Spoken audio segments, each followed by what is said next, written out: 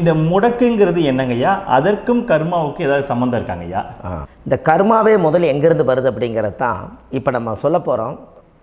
ஆனால் இந்த பதிவில் நீங்கள் பொறுமையோடு இந்த கருத்தை ஒரு இனிமையோடு நிதானமாக கேட்டிங்கன்னா உங்களுடைய ஊழ்வினை கர்மா எங்கிருந்து உருவாச்சு, இதனுடைய இந்த கர்மானால் நாம் என்ன கஷ்டப்படுறோம், நாம் இந்த பூமியில் பிறக்கிறதுக்கு என்ன வரம் வாங்கி வந்தோம், நம்ம பாவ புண்ணியமெல்லாம் ஜாதக கட்டத்தில் போய் எப்படி எடுக்கிறது, நம்மளுடைய தோஷம்னு சொல்கிறோமே அந்த தோஷம் எப்படி கிரியேட் ஆகுது, நம்ம இந்த பூமியில் பிறக்கும்போது கொண்டு வந்த கர்மாவா, இல்லை கடவுளே நம்மளுக்கு ஒரு தண்டனையாக கொடுத்த கர்மாவா, இல்லை நம்ம இந்த பூமிக்கு வந்ததுக்கு அப்புறம் செய்த கர்மாவா, இது எல்லாத்தையுமே நம்ம பொறுமையாக கேட்கணும்னா கண்டிப்பாக இந்த பதிவை நீங்கள் பொறுமையோடு கேளுங்க.